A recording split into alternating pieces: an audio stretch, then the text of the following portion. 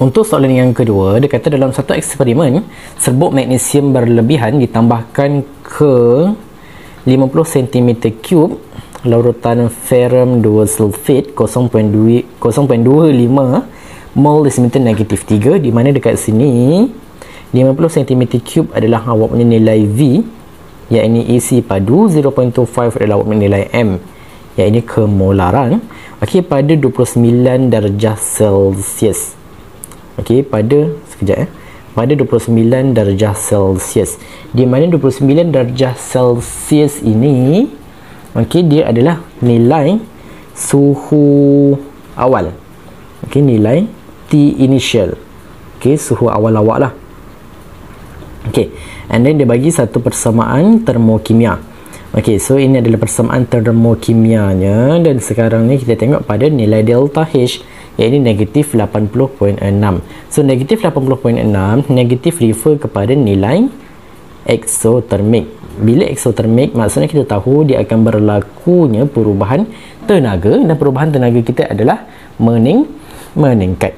Okey, jadi dia minta apa? Dia minta suhu yang tertinggi. Okey, dia minta suhu yang tertinggi. Okey, so keyword dekat sini diminta suhu yang tertinggi. Jadi macam mana kita nak cari suhu yang tertinggi? Okey, pertama sekali maklumat yang dia dah bagi adalah nilai delta H dia. Di mana nilai delta H dia, kalau kita tukarkan ke dalam unit joule, kita akan dapat nilai delta H dia adalah 80,600 joule. Okey, ini adalah nilai delta H dia. Okey, sekarang ni dia nak minta nilai theta, dan nilai theta, okey, nak cari nilai suhu tertinggi. Suhu tertinggi means kita kena cari nilai theta dulu. So nak cari nilai theta, means kita akan menggunakan formula Q sama dengan MC theta. Okey, kita akan gunakan formula MC theta. Okey, sekarang ni pula kita pun ada formula delta H sama dengan Q over N. Sekarang ni kalau kita tengok untuk formula yang kedua ini, kita nak dapatkan nilai theta, betul? Kita nak dapatkan nilai theta.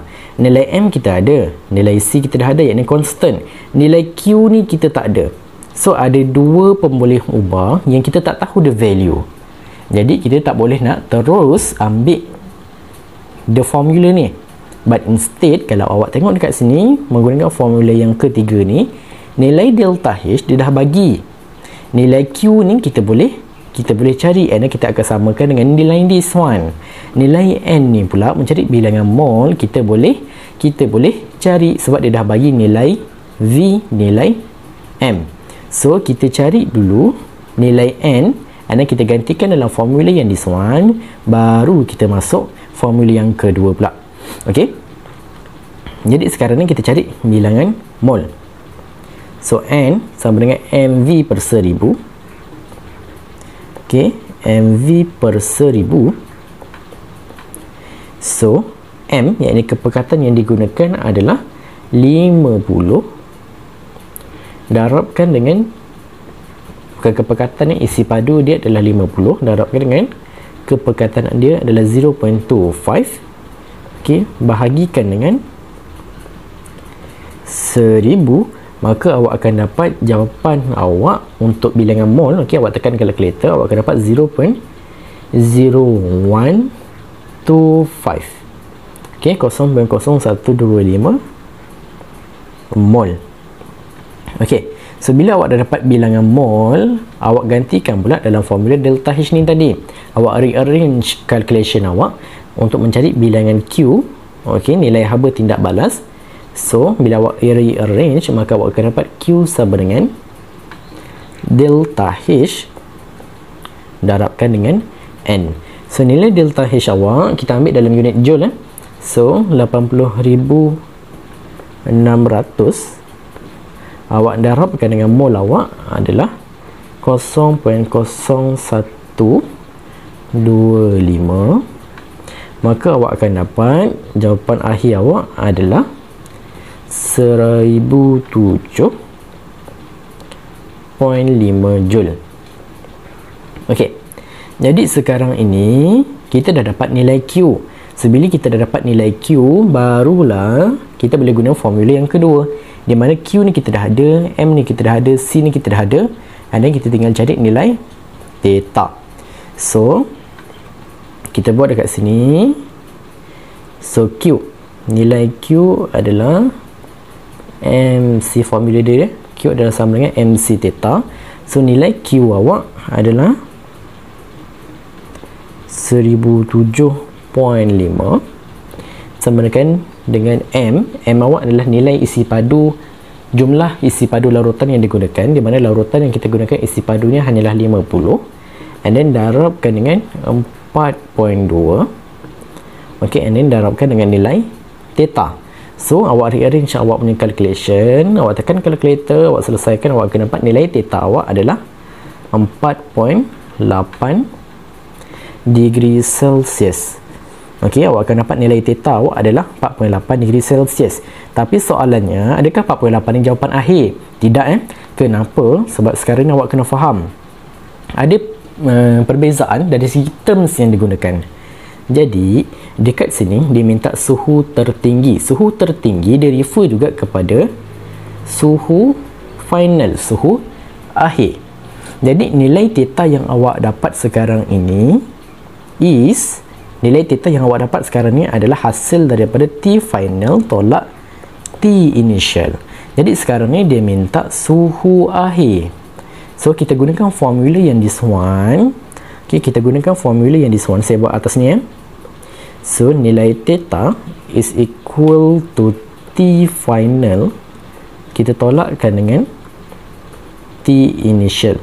Okay, di mana kita akan dapat, kita rearrange balik T final, suhu akhir kita, sama dengan nilai theta tambahkan dengan T initial. Nilai theta tadi kita dapat nilainya adalah 4.8, tambahkan dengan suhu awal. Suhu awal dia dah bagi dalam soalan, iaitu 29. So kita tambahkan dengan 29, maka bila kita tambahkan kita akan dapat berapa? 29 tambah 4.8, kita akan dapat 33.8. ok, sekejap kita akan dapat 33.8 degree Celsius. ok, maka ini adalah kita punya T final lah. ok, so untuk nak cantikkan dia, kita susun balik ok, yang ini kita susun balik, saya letak dekat bahagian tepi ni. ok, yang this one pula saya bawahkan sikit supaya awak nampak lah. ok, jadi kalau dekat sini, kalau awak perhatikan, kita boleh dapat berapa markah. ok, mencari bilangan mol, awak boleh dapat 1 markah. ok, rearrange this calculation, awak akan dapat 1 markah. Dapatkan nilai theta, awak akan dapat 1 markah. And then awak gunakan formula yang this one. ok, awak gunakan formula yang this one. Sekejap ok, gunakan formula yang this one. Maka untuk dapatkan jawapan akhir, awak akan dapat 1 markah. Maka total markah yang awak boleh dapat dekat sini adalah 4 markah. ok, jadi kalau awak tengok, jalan kerja kita macam panjang jalan kerja kita macam panjang, tapi sebenarnya ada part-part ataupun bahagian-bahagian yang awak boleh singkatkan lagi lah. ok, tapi saya lebih refer awak untuk buat jalan kerja yang awak nampak macam panjang ni. ok, sebab pemeriksa dia nak awak tahu, pemeriksa dia nak tahu sebenarnya, in order untuk awak dapatkan jawapan akhir, apa formula yang awak gunakan. And then kalau awak rearrange formula, awak rearrange calculation, formula asal tu datang daripada formula mana, dia nak tahu benda tu. So saya refer untuk awak, bila tiap kali awak nak buat calculation, awak tulis dahulu formula, and then awak substitutekan the value, baru dapatkan jawapan akhir. ok, so dekat sini macam dekat sini. jalan kerja dia akan nampak sedikit panjang lah, walaupun dia ada 4 step. Jadi ada 4 step, so setiap satu step tu satu markah, tapi untuk setiap satu step tu ada 3 baris jalan kerja. Nampak macam panjang, nampak macam panjang, tapi itu sebenarnya adalah keperluan bila kita buat calculation ini. Okey, jadi saya review awak, setiap kali awak nak buat calculation, awak buat dulu formula, baru awak gantikan nilai, baru awak dapatkan jawapan akhir. And then jawapan akhir awak tu make sure dalam unit yang betul lah bila awak buat calculation. Okey, so ini untuk soalan nombor 2. So seterusnya kita akan pergi kepada soalan nombor okey, tak ada soalan nombor 3 Okey, untuk haba penyesaran just ada 2 soalan.